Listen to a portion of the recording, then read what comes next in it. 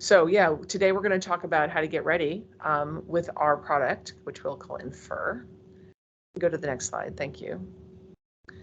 I want to start out by talking about what we mean by an algorithm and an algorithmic audit, and to even understand the question of start to address the question of whether an algorithm is discriminatory.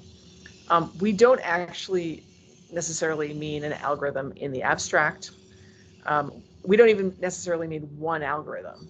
What we really mean is a process that is started by a human and ends up with an impact on a human. So you should think of it as like an application for life insurance or a claim filing. And then the result which is algorithmically produced, very likely, is the impact on the human that started it. So we hew close to this idea that the things that will matter the most at the level of regulation are public questions of fairness. And so they're going to be about the impact on humans of how these systems work. To be clear, the black box in the middle there might be a really complicated web of many, many algorithms tied together with code. That's okay. What we typically really want to think about is, what is this person, typically an insurance customer, what are they trying to do, and what is the result of it? And is that harmful to them, or is it working for them? So that's the framing of any kind of notion of an algorithm. It's within a context of how it impacts humans. And again, it's not just necessarily one particular part of a process, it's the process itself. So that's what we mean when we talk about understanding fairness or auditing an algorithm. So the next slide will show you a couple of examples, actually 4 examples of things that might go wrong with algorithms, and you might all be familiar with this. But I wanted to give you a flavor to illustrate the fact that algorithms can go wrong for all sorts of reasons, and as a result, there's no one way to there's no one silver bullet that will fix these problems. So the sort of famous example of the Amazon hiring algorithm, where they tried to automate hiring engineers, and they used their own data, a history of engineering hiring, and probably they used a very generic notion of what it means to be successful in the firm as an objective function, which is likely some combination of how many times someone got a raise or a promotion, or how long they stayed at Amazon in engineering. All of those processes, of course, are affected by the culture in which these things are produced. And unsurprisingly, they found that the machine learning algorithm that they built had biases against women. To be clear, that's what algorithms do. They pick up patterns in the past, historical past, even if those patterns aren't ones that we would prefer for them to reproduce. That's what they do.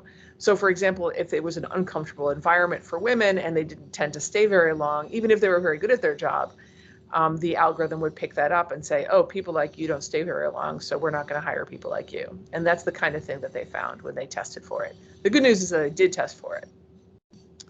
The next example is, again, an unintentional bias. It's how women, because they are the household shoppers typically in families, their attention, their eyeballs are expensive.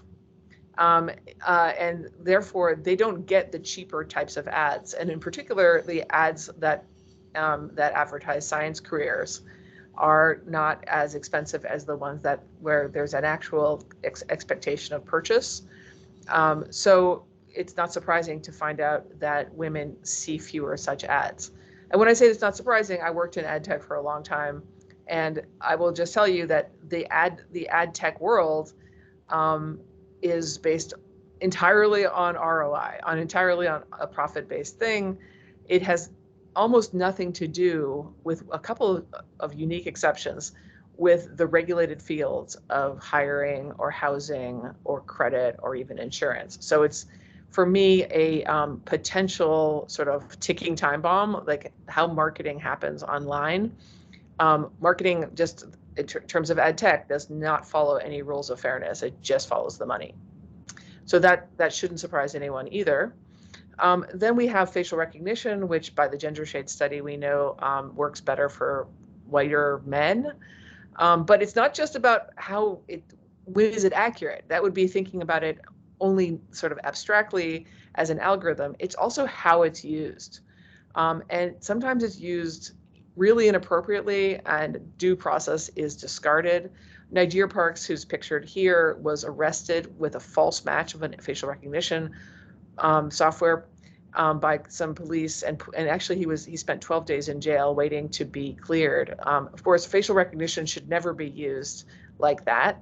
It should be a sort of part of a larger puzzle, not sort of considered proof positive of somebody's guilt, especially because Nigeria had an alibi. And then so that's a problem, and I wouldn't call it unintentional. I would call it too much blind faith in algorithms. I think there's a lot of examples of that. This is a more extreme one in the sense that the impact on folks like him is very, very high. But I do think we sort of suffer as a culture from just trusting AI too much. And we've seen that a lot recently with the generative AI stuff.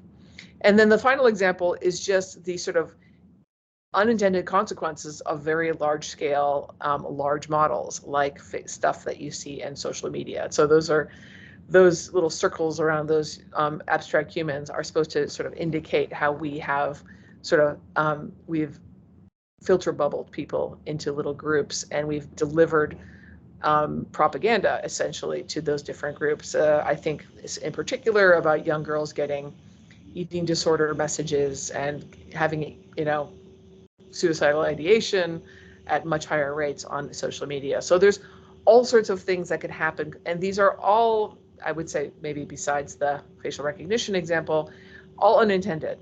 But at the same time, they're all preventable. There are ways to keep track, to monitor and to audit algorithms for these kinds of failures and to prevent these kinds of failures. So I'll go to the next slide. And more importantly, in the world of regulated fields like insurance and hiring, this kind of requirement to do so is on its way. We have the new law in Colorado that, as Jake mentioned, we are working with the Colorado Insurance Commissioner, or we were working with them on it. And then we have work we're doing similarly in car insurance with DISB in Washington, D.C. We have a product. We are not working with the regulators in question for the New York City bias audit law, but we do have a product that helps companies meet the requirements of that law, which is to say a way of checking for racial or gender bias and intersectional bias in hiring algorithms. And then finally, I want to point out that the White House recently got a bunch of big tech companies, including like OpenAI and Anthropic and like Microsoft, to agree to have their large language models audited by third parties.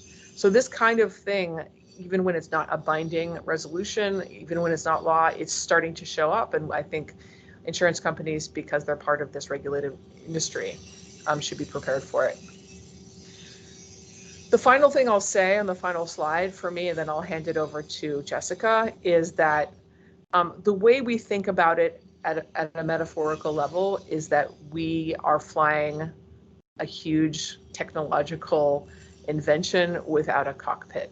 There is no reason to think that we are flying safe. If you walked into an airplane and looked left and saw an empty cockpit, with, in fact, nobody in particular in charge of flying the plane and no dials in the cockpit, you'd be worried. And that's how I think about a lot of these algorithms, is that, look, there are dials that we should have here, like the altitude and the wind speed and how much gas do we have and which motors are working. Those, of course, are particular to the airplane experience, but there are analogous dials that we should be having in facial recognition situations, in hiring algorithms, insurance algorithms. And so the question is, who's going to design those cockpits? How are we going to determine what the metrics are that are being displayed and the thresholds that those cockpits keep us within? And that's the question of the next 10 years of insurance, as far as I'm concerned, starting with questions around premium algorithms, claims algorithms, and so on.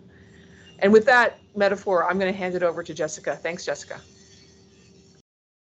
Thank you, Kathy, for setting the stage and giving us some great examples there. I'm going to keep running with some examples and get down to brass tacks with some very specific case studies of some mock insurance companies. And I put these three out there, and hopefully if you join today's webinar and you work at a carrier, you can maybe identify with one of these. But we have firstly Chipmunk Insurance. They're a small personal lines carrier. We have Elephant Insurance, a large $5 billion personal lines writer. And then lastly, we have Bear Insurance. And they are actually in the commercial space. They're a comp writer around $1 billion in premium. So with each of these companies, we're going to take a look and see where they are when it comes to AI regulation. Are they ready for the evolving regulation that we're seeing in this space? And again, if you work in a carrier, you can actually understand where you are as well and understand where your gaps are. And I'm doing this while letting people in, so just bear with me as I multitask. But again, it's completely, you can take our scorecard, it's completely free, it's really quick to do, and it's entirely confidential. We won't share the results, even in the aggregate. So let's take a look, though, at what we're looking at here when we're trying to make this assessment, right? We're looking at each of these carriers in these 5 areas. So I'll go through each of these. So the first one is leadership and accountability.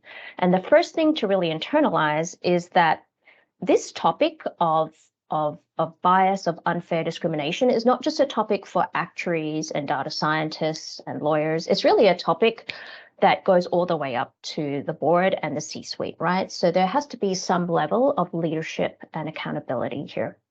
So that's the first question we ask, right? How much of that do you have? And do you have, for example, a cross-functional governance committee at the operational level? So actually, I'm going to go through a few example questions under each of these headings. And again, if you're sitting there working in a carrier, you can ask yourself some of these questions.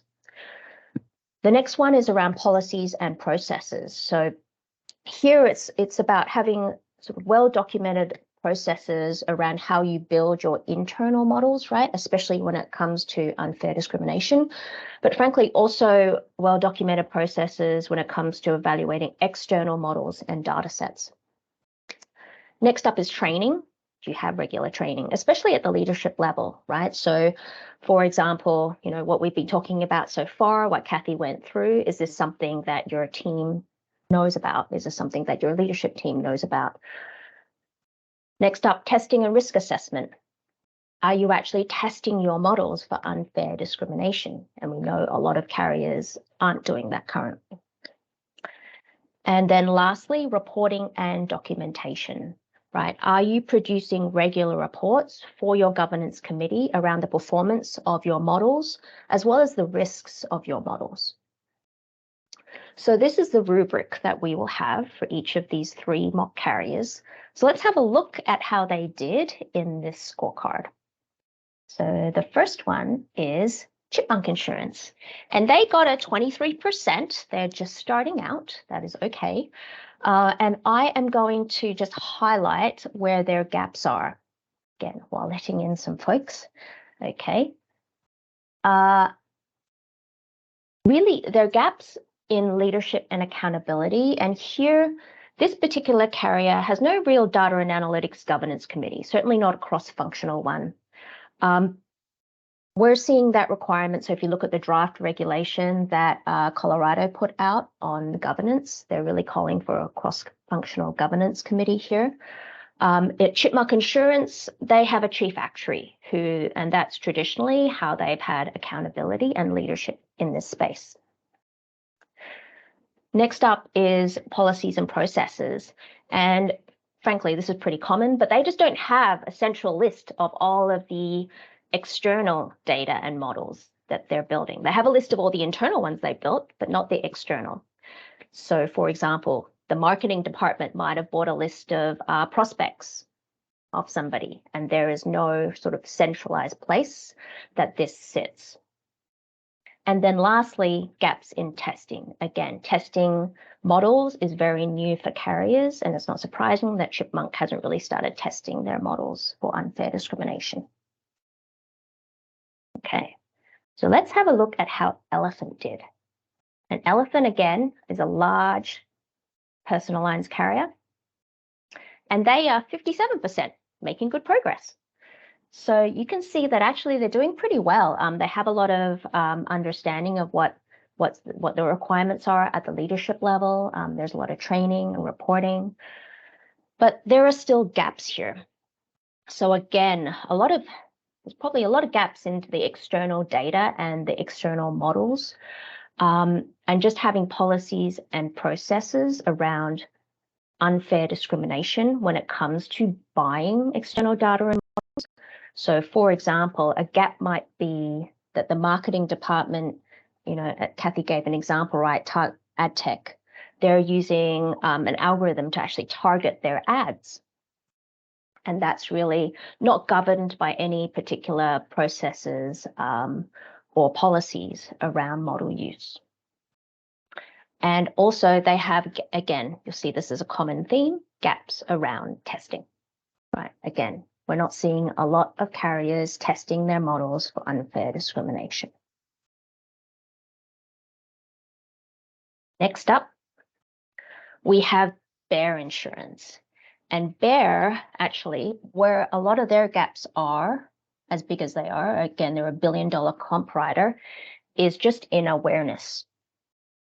Right, so look, you'd be forgiven for thinking that a lot of the discussion on this topic is confined to just personal lines carriers, because yes, regulators, society is really interested in unfair discrimination of actual people, right? And so that's where the focus has been. But even a commercial carrier has models that impact individuals. And I think a workers' comp carrier is a good example of that, right? So especially a $1 billion comp carrier, this is a decent size, you're probably going to have claims models, like a workers' comp claims fraud model that is flagging individual people for fraud. And frankly, a lot of them nowadays use social media. So there is your exposure that really, yes, you should be aware of. So here, again, gaps in leadership, gaps in training, again, because of the lack of awareness. And then lastly, again, gaps in testing. So you'll see that a lot of the common theme of the gap for all three of these carriers are gaps in testing. So with that, I'm actually going to turn it to Jake to talk about testing more in depth. Thanks, Jessica. So I have the happy job of getting to tell you all the good news, like now that you will have all taken that quiz and found out where your gaps are, what to do to address them. So I'll speak a little bit more about the testing side of this, and then Jessica will say more later about the governance side. And as far as how we can help with testing, we have two sort of very high level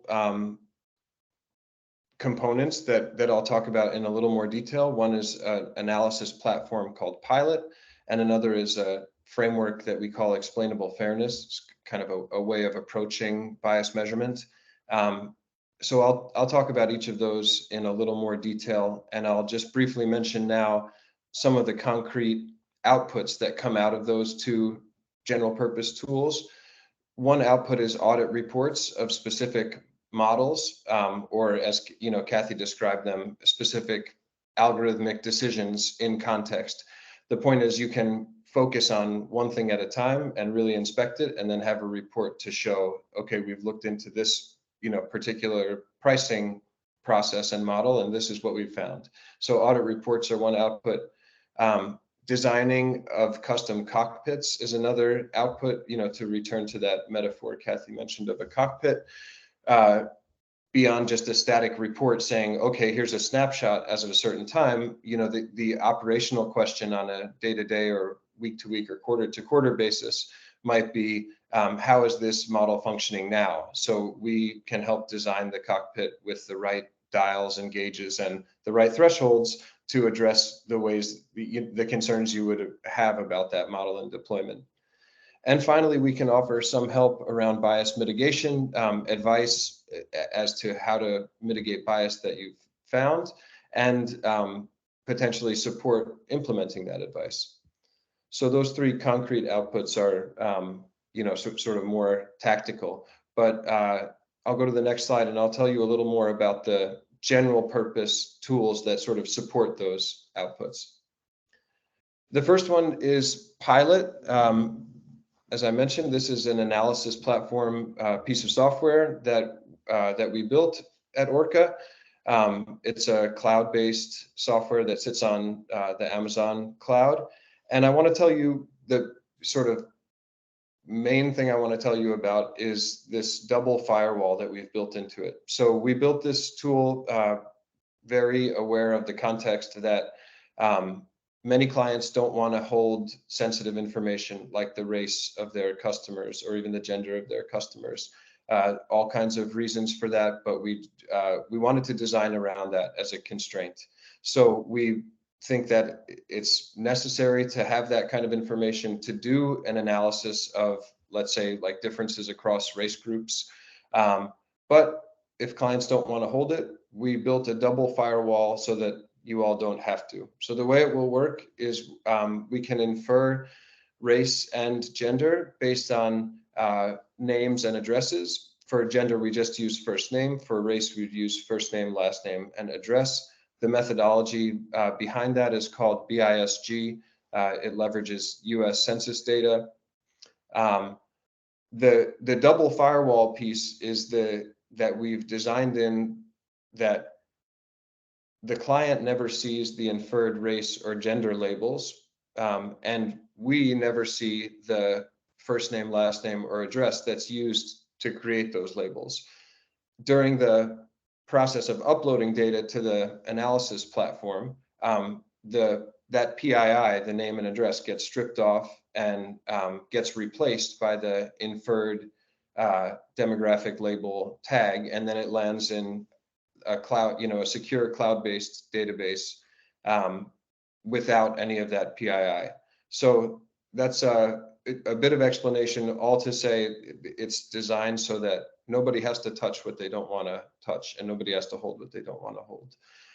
And the result of all of that careful engineering is that we can make graphs like the one on the right side of this.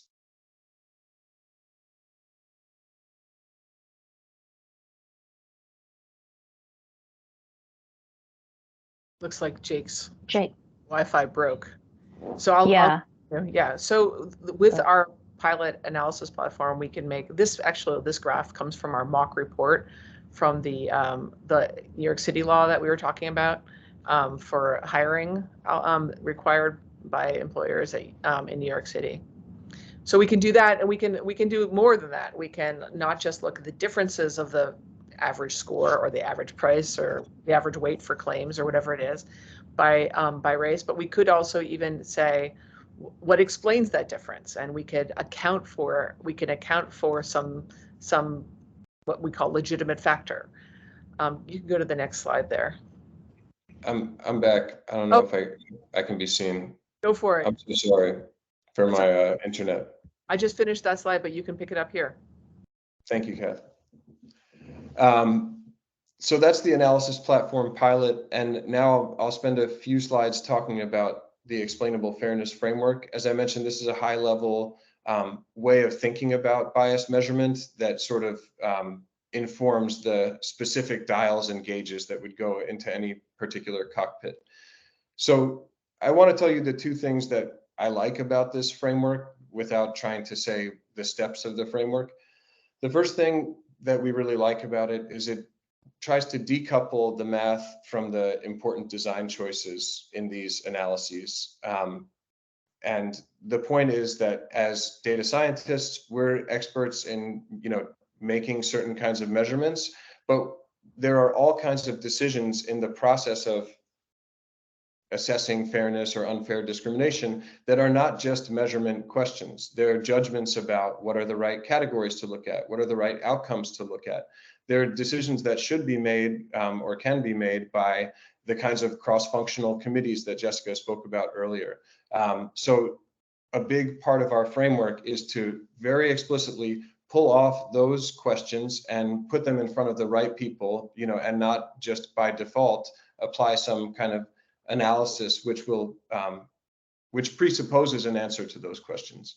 So with examples, I'll say more about that, but that's the first thing we like. We want to pull apart the math from the design choices. And the second thing we like about it is it gets to clear, non-technical statements. What do we mean by fair in this case? And I have a little template of a statement below. A certain system is fair, meaning that the outcomes are within a certain range after accounting for some factors. And we'll fill in those blanks with a couple examples in the following slides. So you can go to the next slide.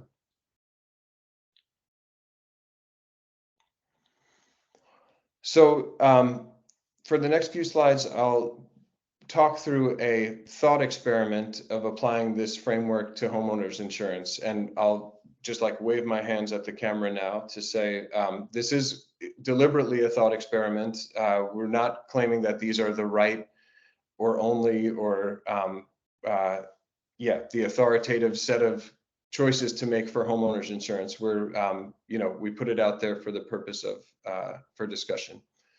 So I'll talk through the steps of applying explainable fairness framework to homeowners insurance. The first step is you decide on some outcomes that you want to look at.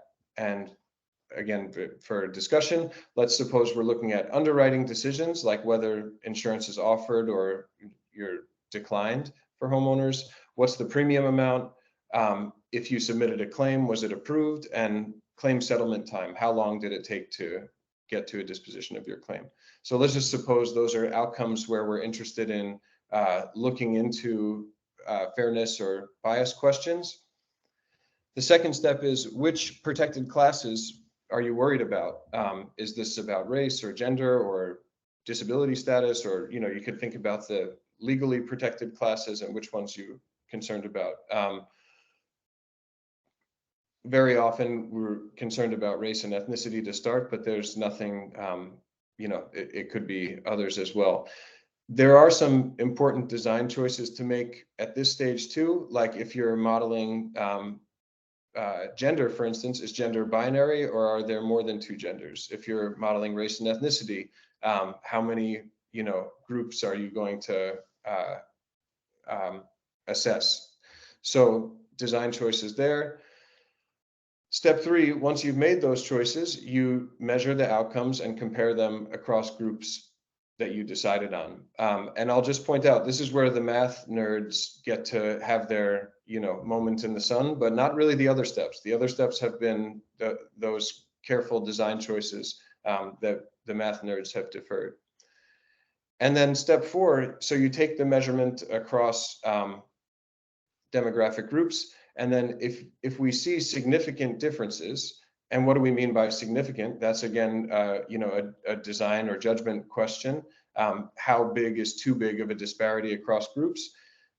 But if you find the disparity that's too big, then consider some explanatory factors, such as, and here again, we're, just as a thought experiment for homeowners, like what kinds of legitimate things might explain differences? Well, maybe the home's value, its location, the construction type, these are the kinds of things we understand really matter to the risk that a certain house represents in a homeowner's context. The point of this step, again, is like, we want to be comparing apples to apples. When we say, oh, there's a difference across demographic groups in a certain outcome, it's like, are we comparing apples to apples insurance policies across those groups? That's what these explanatory factors want to get to. So again, it's really a judgment about what is relevant in the context of this insurance outcome. we can go to the next slide, and I'll be even, a little bit more specific. We'll work out, kind of work through this flow for two different outcomes. The first, the one on this slide, is premium. So steps 1 and 2 on the left side of the slide, this is what we call the setup stage. It's like we're identifying what to measure. So we're going to measure premium. We're going to look across race and ethnicity groups inferred with BISG. So that's steps 1 and 2. Step 3, we get to be our math nerd moment in the sun. We measure the average premium by those groups. And then we go around this, what we call the measure and explain loop. And it's like, are there big differences? Suppose there are some differences. Well, let's see about incorporating these explanatory factors that might, that are typically relevant in homeowners. We go around that loop, incorporating those factors, and suppose that by the end of it, there's no longer a large gap between race groups in premiums. They've been explained away by the factors. So Jessica, if you go to the next slide. The kind of statement you could come out with after doing that analysis is, our pricing is fair, meaning average premiums by race are within $100 of each other after you account for home value, location, and construction type. That's like the sort of summary statement you could say after, if that analysis worked out in the way we just imagined.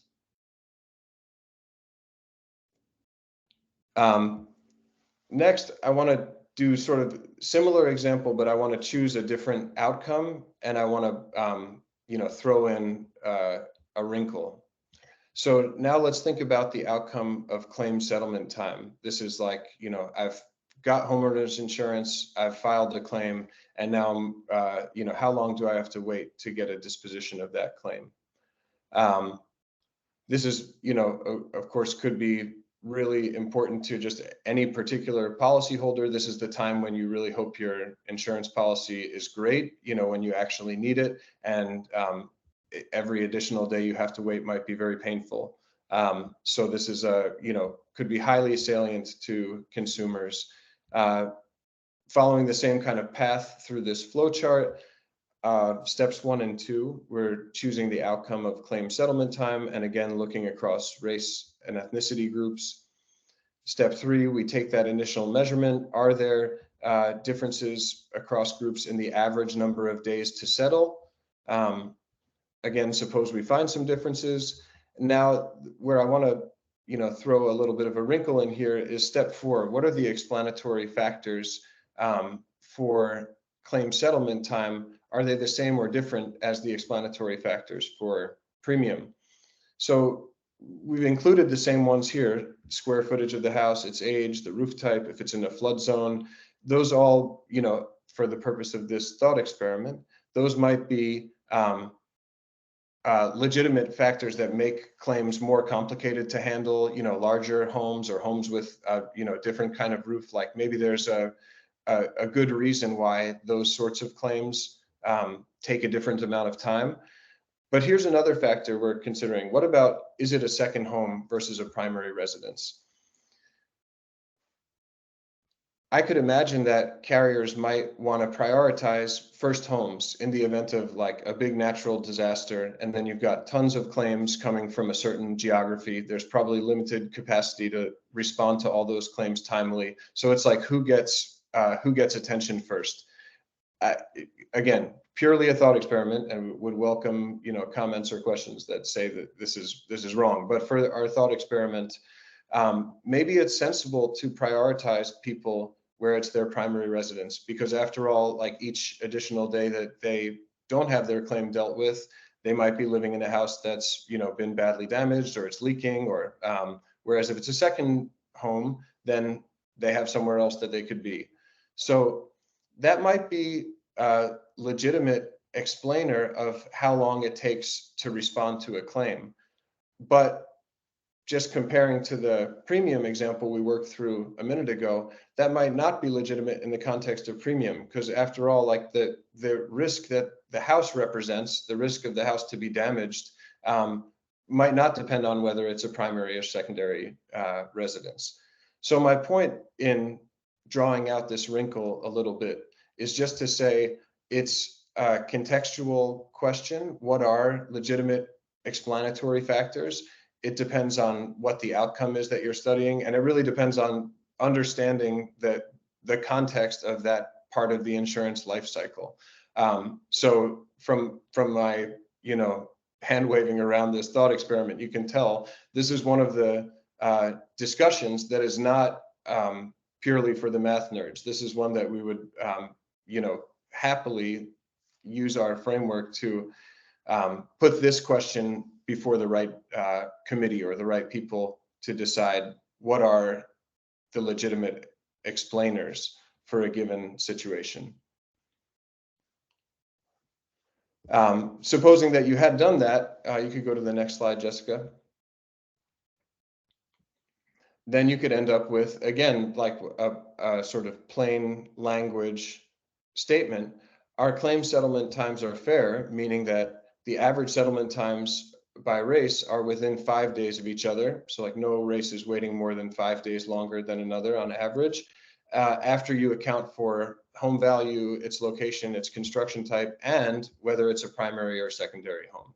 So, this statement supposes that that is a legitimate explainer of differences, and it includes it in that statement at the end.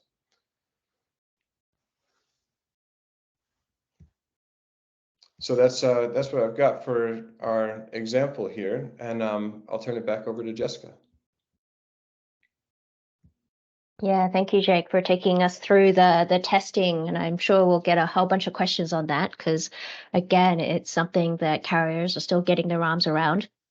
But just want to close off then, just highlighting our offering. Really, it's around testing and governance. And as you think of what you're going to prepare to do working at a carrier, it would fall into these two buckets.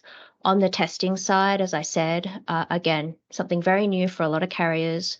I think what we have to offer is something, is a bit of handholding in this space, frankly, and also just a safe environment in which to do this testing. And one thing I want to highlight, because I know, Kathy, Jake, and I are deep in this field, and I always forget to say this, but you do not need to collect this like race information, right, to actually do the testing. Again, it's something that with our methodology, we are inferring from your first name, last name, and address. Just want to make that very, very clear. So that's part of the offering. And then the second part is around governance.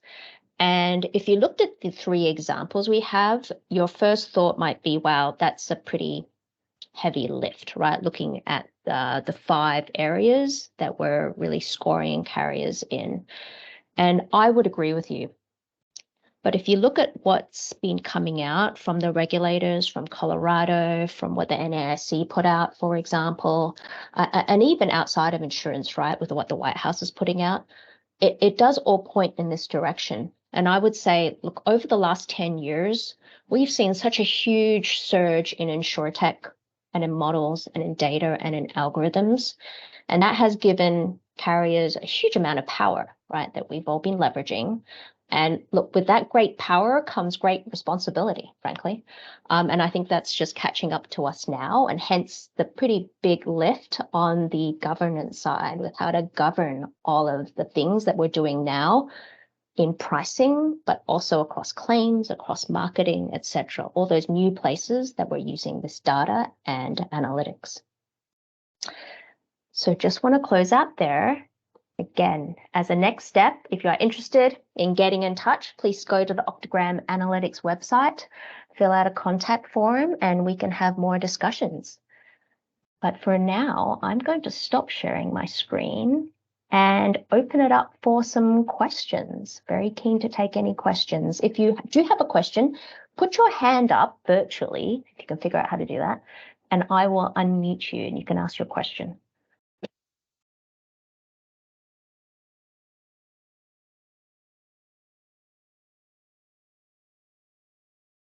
Dave. Okay. I think I've unmuted you, Dave. Can you hear me, Jessica? Yes, I can. Howdy. Good to hear you again. I'm actually here with a colleague, Louis Dong, one of my actuarial colleagues here as part of the Munich Re group, and he would like to ask you a question. Yeah, Go for thank it. you, thank you, Dan. Yeah. Thank you for showing us about that good example about that strong statement to say fair. So I just want to see like how you guys to get that the conclusion. What's level of the data you use to have that conclusion? Because always we heard the regulator to say like you have that strong statement and how you have that, how you get that conclusion, and give us exactly what's the data you use, what's the algorithm you use. So I think that's the same question I want to ask here. So what's granular level data you use, and how many data there and you use to have that conclusion? Thank you. Yeah. Yeah, great question. I don't know, Jake or Kathy, if you want to take that one. I'll take that. Yeah, I mean, that kind of stuff would be done at the customer level. So again, we would need the information of the outcome of interest and the status of all of those factors that have gone through the process of being decided whether they're legitimate or not. Let's call that the ethics committee or whatever that decides that these factors are legitimate. So for each customer, we'd want to know, first name, last name, and address, which we would strip that off on the way up. It was being uploaded, replace it with race inference. And so for a given line of the database that we would be used for that analysis, we would have literally the race inference, the outcome of interest, and the status of all those factors. So in other words, one of those columns would be literally first or second home. And that, but you'd need an individual level information on that. I hope that answers your question. Yes. Yeah, thank did that? you. Okay, perfect. Okay, and then Frank, I think I've just unmuted you. Go for it.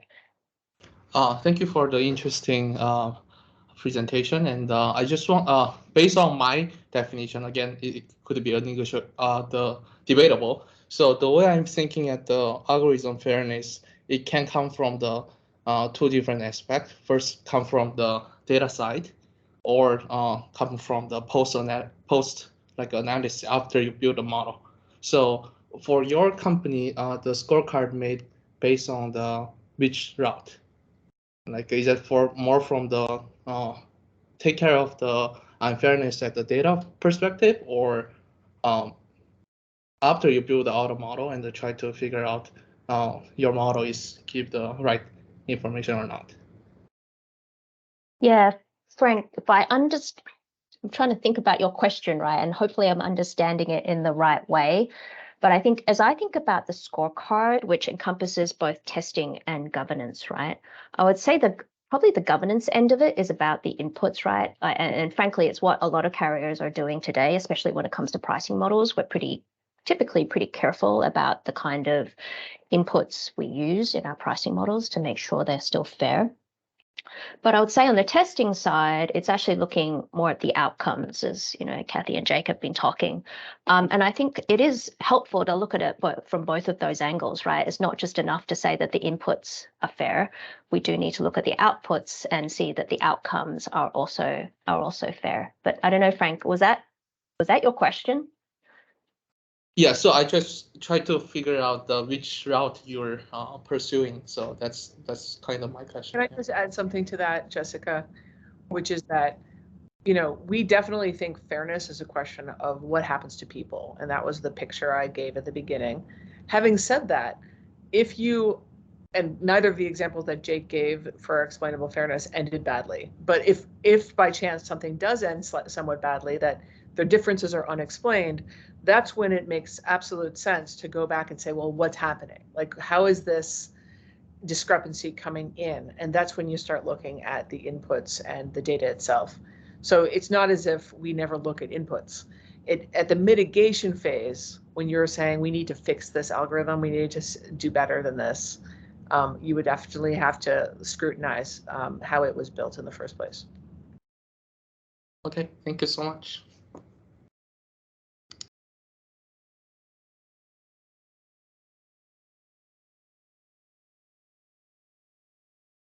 I'm going to unmute you as well.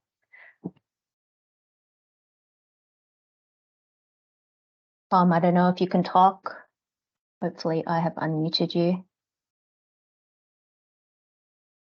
Okay, I here we think go. you. Do you I'll have go me for it. now? Yep. Okay, great. Yeah. Hey, thanks, Yeah. Jessica, Kathy, and Jake. This was really great. And I'm glad for that answer, Kathy, just now, because it strikes me that this is without regard to regulation, I like what one of you said right at the beginning, which is the capacity to sort of orient towards a company's values, not just a regulatory requirement, but the values that the company has. And it strikes me as a phenomenal, I mean, forget regulation, phenomenal, sort of diagnostic tool. Because it strikes me that particularly as Jake, you walked through those examples, it struck me that those explanatory factors are really interesting. And of course, you can load that up with lots of factors, or you can stack the deck with those that you know are going to work and ignore those that aren't going to work. I mean, there's a lot of judgment that goes into that. So professional judgment strikes me as being a big part of this as well, which is why, in fact, I think the whole governance thing that you've raised, Jessica, is so important, because you need to be accountable to top management that these are the factors that we're looking at and considering. And I think, knowing that there are eyes on those factors becomes pretty darn important. So this whole modeling really creates, I think, a really excellent kind of a template for the dialogue that can happen throughout the organization from the top all the way down around things that orient towards the company's values. But it signals to everybody who's in the mix touching the models, whether they're on the input side or no matter where they are in the model. It strikes me that this becomes a means of signaling, what we're all about and what we orient to as a company. So I love the whole. I love how you brought structure to all this. Yeah, Tom, no, I appreciate that. And I really love that about this methodology as well, right? Again, the math part is super simple. The hardest parts are those questions of, how does this align with the company's values? I think that's where the real conversation happens. Now, ultimately, the regulators will provide some guidance here, right, around what is an okay explainable factor. But certainly a company can have their own opinion, right, on what is an acceptable explainable factor. And I think that's where the rubber hits the road in trying to decide on those things. And I know, Kathy, in your explainable fairness, paper I was reading, there is like a rubric to sort of think through that question, right, or whether a factor is okay. Because I know there are some contentious factors in the world of insurance. Just curious if you could speak to that a little.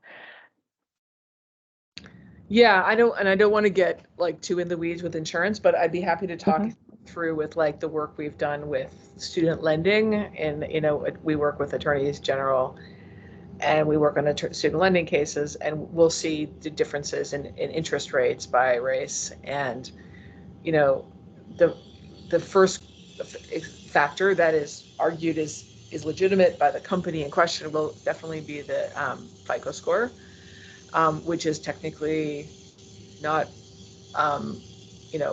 legally solid, but it is typically accepted as a legitimate factor in lending decisions. So we would account for that. The math nerds would go, okay, we're going to account for FICO score, and then we're going to remeasure if there are differences, and there still are. And then the question is, well, why are there still differences? And like a given student lender might say, oh, that's because we charge more for certain majors of college, or we charge more depending on the ranking of the college.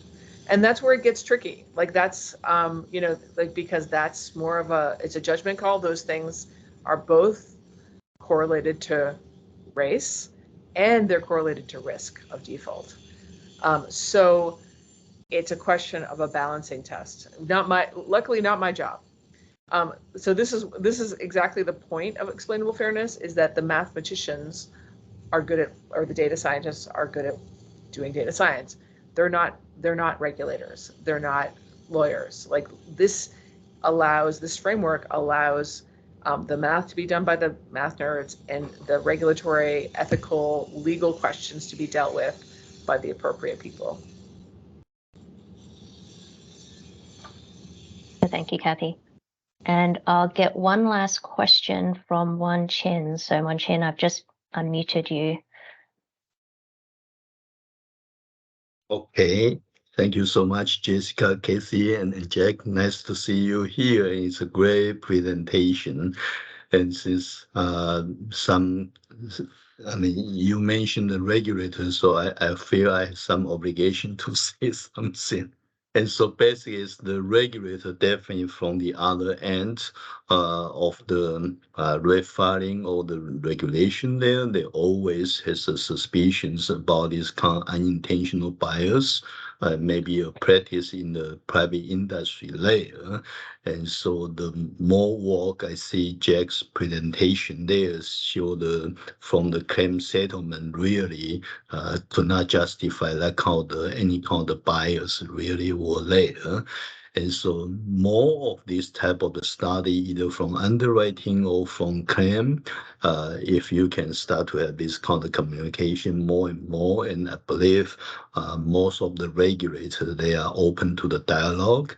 So the more you discuss, the more comfortable they will feel that, and they might give you some advice on some of the rating variable, and that could be helpful. And if we still have 1 minute, I'd like to go back to your slide, and one of your slide was talking about the maybe that's the pilot slide.